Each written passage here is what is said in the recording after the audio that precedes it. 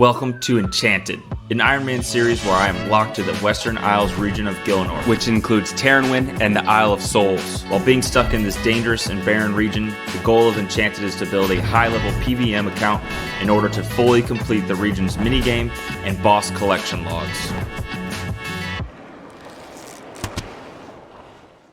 Ah, Guttbustr, you've returned. I'm glad you're safe. Come and tell me, what information have you gathered on your quest? It seems the Ironworth clan are using a hoax plague to bend the citizens of West Ardougne to their will. What's more, they're planning to use these citizens to dig into the mountains in aims of uncovering the Temple of Light and resurrecting their Dark Lord. What? This is horrible. We must put a stop to this. If we are going to make a stand against the Ironworth clan, we'll need the backing of the entire Elven resistance. But how would we unite them?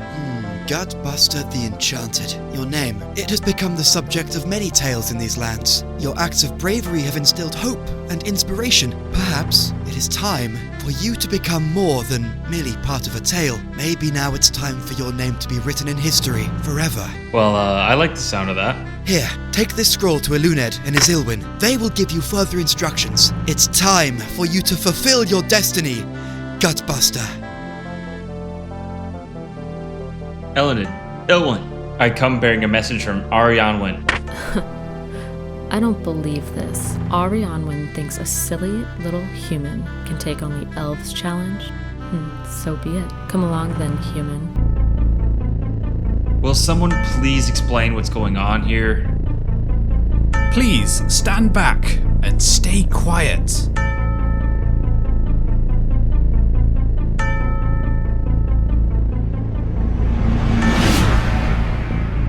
We must leave, now! What was that thing? That's Zulrah, the great serpent god of the swamps? Of course he doesn't know. Every great elf has stood against Zulrah to prove their worth in combat. Great challengers return with scales in hand, and the not-so-great ones, well, they never return. No human has ever come back, but Tirannwn seems to think you might. I'll never understand his faith in you. Or maybe he just wants to get rid of you, human. Oh, no. So here we are. Tirannwn has given us the Elves challenge to slay Zulrah. I'll have to come up with a strategy quick. For now, let's recap how we got here. In the last episode, we completed Nomad's challenge to obtain a piece of dragon equipment, which unlocked our ability to travel to Letya. Once there, we trained up our range level and reclaimed the crystal bow. In addition, we prepared for and completed the Trip 3 quest speedruns. Let's take a look at the results. Trip 3 had us speedrunning Morning's End Part 1 and the Eagle's Peak quest. As predicted, we ended up failing Morning's End Part 1 and passed the Eagle's Peak quest. As such, we'll be announcing the winner of the last episode's giveaway at the end of this episode, so stay tuned. I know it's very preliminary, but I want to start reviewing some of the gear that I had in mind for taking on Zulrah. To start, I'm going to slap on the blue wizard hat and the ring of recoil. Next, I'd like to turn that red D hide that I've got into chaps and body. That'll add 77 crafting to the requirements. I don't think I'm going to be using the crystal bow, but instead I'm going to opt for the rune crossbow. That will add 69 fletching to the requirements, but it'll allow us to equip the crystal shield and use the rune bolts for ammunition.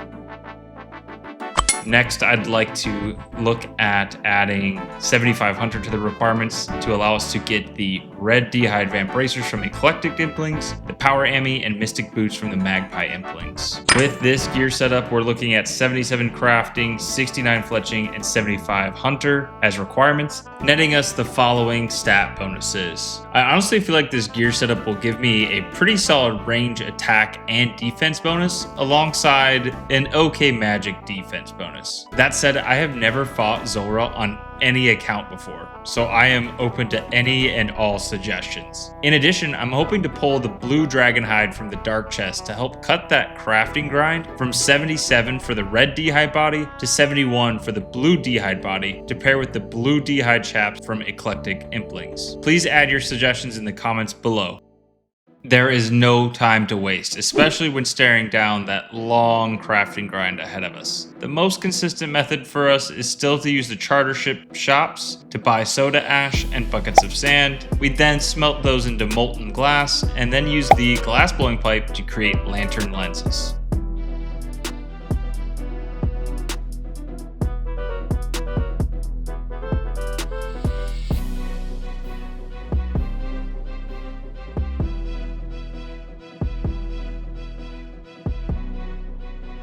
we gained a whopping 16 levels over the course of roughly 25 hours and got our crafting level to 65. Along the way, we unlocked the ability to craft serpentine helms and cut dragonstone gems. We're just switching over to do some hunter grind.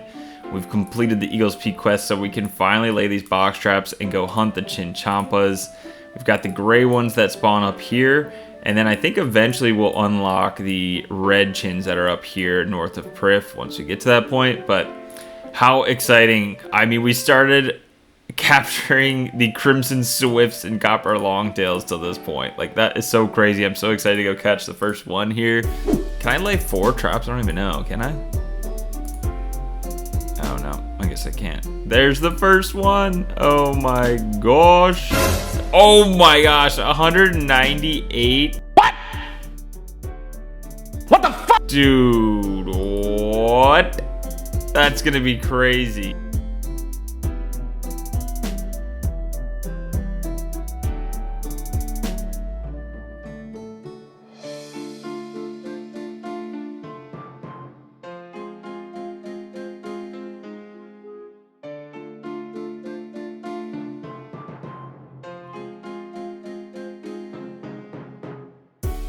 We were able to get ourselves to level 70 hunter in this grind, unlocking the ability to catch eclectic implings barehanded and lay 4 box traps at a time. In addition, we unlocked the ability to eventually hunt red chins, as well as capture nature implings barehanded. It's time to put these new hunter skills to the test. While it's very common for ironmen to leverage the Puro minigame to consistently capture implings without having to chase them around the map of Gillinor, there isn't a Puro spawn available to us until after we already reach Prifddinas. But I think I've found a solution.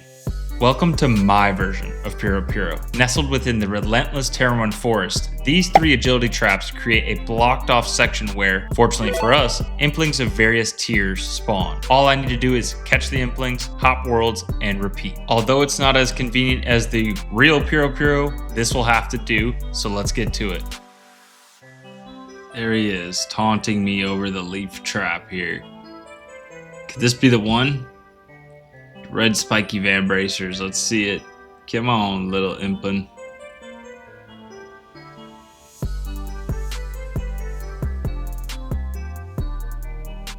Ah! What did we get? We went for it anyway, I have no idea. Oh, oak planks, nice, we'll take them. No way, there's the blue D-hide chaps. As mentioned before, if I can pull the blue dragon hide from the dark chest, we'll cut that crafting grind down. No way, another Addy kite shield. 1 in 100, let's keep after it. Holy shit, there they are, the red spiky van bracers. Only 76 eclectic implings. And we got the red van bracers checked off the list. Those look so sick too. This is actually pretty crazy because we also filled out a bunch of the other 1 in 100 drops from these eclectic dims. We got the battle staff, we got the Addy kite shield, and I think we got one other thing. I can't think of it off the top of my head here, but so sick. We are done with eclectic implings for now. That really didn't take long at all. I decided to really grind out the spoils of war with a target to have opened a total of 100 in this episode. Let's roll the montage.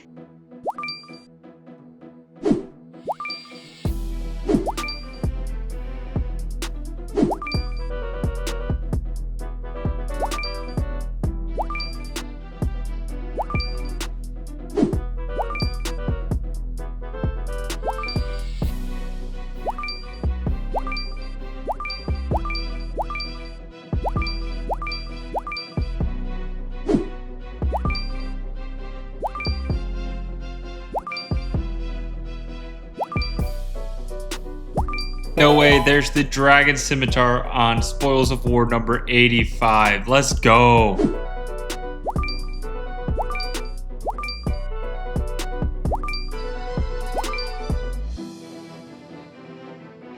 Okay, I think we've got enough zeal for the final 10 Spoils of War here. Let's go, 300 tokens, cashing it in. All right, let's see what we get. I guess we'll equip the Chinchompas for some good luck. If that can bring us any. Okay, some rune arrows, death runes, we'll take that. Ooh, some gems, nice. Runite bolts, more rune arrows, 6 soul runes, more death runes, nat runes, perfect. We like the addy bolts and bloods. We're just stockpiling. More mithril ore, some sharks. Yes, raw swordfish. Perfect, perfect, perfect. We are getting some good supplies right here. It's casket 99 and spoils of war number 100. I decided to revisit the Isle of Souls chest and Dark Chest grind, hoping to get my hands on some better loot from the Dark Chest. Along the way, we got ourselves a genie lamp for construction, which got us to level 5. We can now fix the broken pottery and spinning wheels on the island. So let's go knock out those achievements. There's the pottery wheel, and there's the spinning wheel, which got us to level 7 construction. So sick. It's time to open up some dark chests. Let's go. There's chest number 14. Chest number 15. Chest 16. Ooh, some dwarf weed. Okay, noted. Not bad, not terrible. That's what I'm talking about. That's what I'm talking about. We just pulled key number 17 and got the grimy dwarf weeds, noted. Okay, not the best drop. In this next run, next inventory, we pulled 2 dark keys. That's 18 and 19 right there. We're at least going to 20 dark chests open in this episode. Oh, let's go. Come on. Come on, RNGesus. You give us something good here. For some reason, I feel like I've had my best luck on this chest. So we're going to go these 2 chests, the north and south chests. Come on. Come on. Oh, no. Some grimy renars. Not bad. We'll take those. Those will be used for herblore. Come on, dark chest down here south. Come on, number 19. No, baby dragon bones. 2 weak ass chests, if I do say so myself. There is so many good things on the drop table that we're still after. I mean, dragon plate legs, dragon plate skirt, rune axe, the dragon hides. There's a dragon stone, I believe, on there as well. Oh. What a letdown. Here is chest number 20. Last one for the episode. I can stall the other grinds no more. No way, no way. The dragon stone. That is so sick. Oh my gosh, my head is spinning. That is 5,000 Isle of Souls chests and 20 dark chests. Oh my gosh. Woo! We are shifting gears back into more skilling grinds. We are currently working towards level 69 fletching. As mentioned in the last episode, I'll be using forestry as a workaround to training, farming, and construction more consistently. We finally got ourselves a few beehive events, which boosted us to level 9 and 10 construction, sprinkle in another genie lamp or 2, and we found ourselves at level 12 construction. Along the way, we also got ourselves a few struggling sapling events and got us to level 17, 18, and eventually level 20 farming. Let's take a look. Perfect. We got the struggling sapling. This will definitely get us another level to level 20 farming. Let's just see what we can do here. This, even if it's wrong, yeah. That's it, level 20 farming, so good. All right, there it is. I think that's the last log we need. Let's see, should be 69 fletching coming in here. Giggity, giggity, giggity. On the dot, there it is. We can make yew crossbow stocks and a rune crossbow. Holy shit. And the rune crossbow bolts. That's actually pretty cool too. I didn't know that. Well, let's get right after this. There it is. We've just bought the dragon halberd. So sick. It seems like just the other day we were standing here with the iron halberd back in episode 1 or 2. But let's go ahead and wield this thing. Oh my gosh. There it is. Oh, that's so sick. I cannot wait to take this over to the Iron Dragons and see how it holds up. I mean, between this and I think Earth Blast, because they're weaker to, the Iron Dragons are weaker to the Earth style attacks, I think we should be able to farm those Rune Limbs. Again, those are 1 in 25 drop rate, so I'm hopeful for some Iron Man RNG. We can get out of there quickly. Enough stalling, let's get to it. The Iron Dragons are by far the most daunting monster I have faced in my area restriction to date. Without access to an anti-dragon shield or anti-fire potions, their max hit is a 50. Needless to say, I'll need to be very careful and focused in my approach. Let's take a look at my strategy thus far. By marking these 4 tiles, I should be able to lure the skeleton into a spot that traps the Iron Dragon into melee only distance. From there, I can use the Dragon Halberd to flinch the dragon. Let's take a closer look. Basically need to wait for this Iron Dragon to walk a little bit south. There he goes. Let's run north here to tile 1. Let's wield this. Let's box the... Oops. I didn't mean to do that. Let's box the skeleton. We can step down here. And then I think we could walk here. And the skeleton should fall there. Perfect. And then we attack this. And we step under. I don't know how long the skeleton will be standing there, but we're gonna try to kill this. I mean, let's use that spec attack on this next go. I can show you what I'm talking about. There we go. Yes, 2 hits. Perfect. And I'm not too worried about things. I got to, yeah, there we go. The fire dragon can hit for a 50, so I just need to keep my HP above 50. It's a little bit sweaty here. I hope the skeleton stays in range here and does not wander off. That will open up this spot for the Iron Dragon to kind of float around a little bit more. It'll make it a little bit more click intensive, but for now we're just gonna flinch him and see what we can do.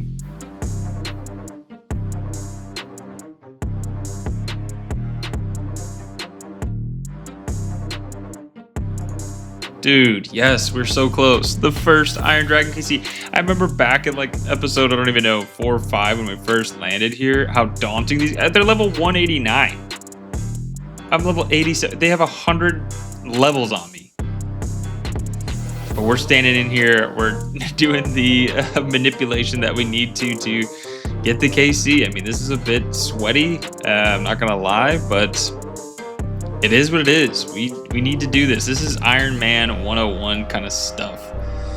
Especially area restricted Iron Man 101 stuff, because we just don't have a lot of items available to us. You just got to get crafty and learn the different methods and really delve deep into the game and understanding, you know, tile radiuses and range and aggro and all that sort of good stuff. So I think it's so interesting to see this all come together, and like, this is how we have to play the game to get a kill. Okay, come on, something big, something big. Okay, nothing great. Let's grab this stuff. I'm worried about the other dragon there. I'm gonna take the iron bars, like, no doubt.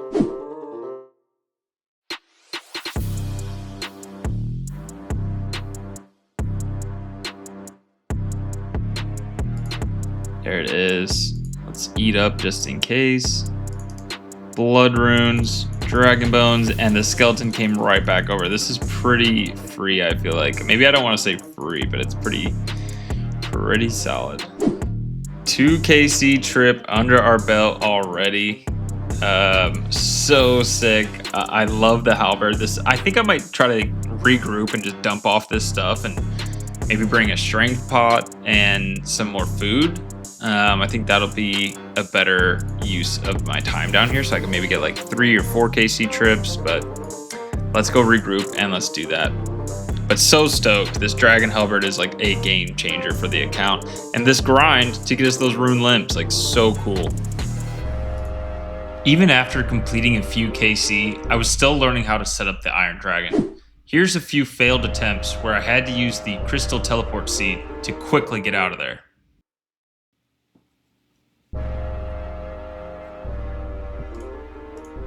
Holy shit, that was like a 10 or 12 minute run, I swear. No way, we got the rune limbs. Oh my gosh. Oh my gosh, we're done. We're out of here. I think we spent at least 4 or 5 hours grinding these guys. Every kill count was at least 5 minutes. I think that last kill took me closer to 10 minutes, I swear. But there they are, the rune limbs. So sick. I was starting to get worried that we were going to be on this grind for quite some time. Just absolutely stoked. I cannot believe this. We got him. We got him, baby. We're out of here. Just need to get ourselves one more U-log to form the stock for the crossbow. We've got the rune limbs here that took us quite a bit of time to get, but I'm so excited for this. We're so close. I couldn't help it. We had to stop off and rake the farming patch and get that level 21 farming. We were only 2 XP off. Now let's go make this crossbow. I think we need to cook the beef on here. Yes, we make some sinew. Okay, let's go rune limbs on the stock. Boom. Oh, so sick. Ta-da. Okay, now let's finish this. So sick, dude. We now have a rune crossbow. Boom. I know it's less range strength bonus than the crystal bow, but having the ability to have something in the shield slot will just be so beneficial for the Elves challenge here. Speaking of which, let's go fill that shield slot right now. I believe Elfine should be somewhere up here. Yes, there we go. Crystal shield in hand. Yeah, let's take the book. I'm obviously really newbie. We'll read all about it. See you later. Here we go. Crystal shield, one of the best shields in the game, and it's ours. Wow, we have a crystal bow in the bank as well. I mean, cash stack took a major hit, but let's put this crystal shield on. Boom. Oh my gosh, this looks so sick. We are firing, baby. That takes care of 3 of the items that we're gonna gear up with. Dude, so freaking sick. I feel so cool. We're like, oh, tree in the way. We're actually like a threat, bro. I feel so sick. This is so cool. Wow. Yeah, this is just so crazy. Anyway, another task completed. Let's get back to Letta and gear up a little bit.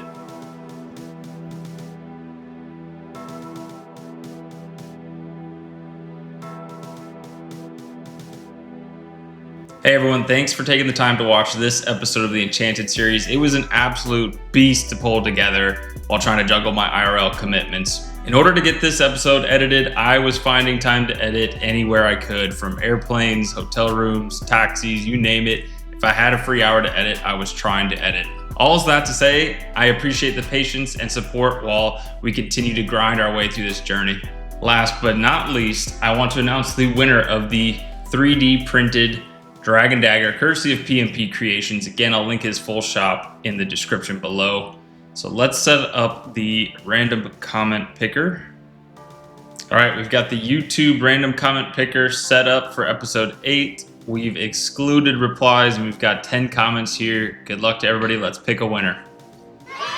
Music Punk 77. You're killing it on these episodes. Such a nice job on taking so much time and content and making it so easy to follow.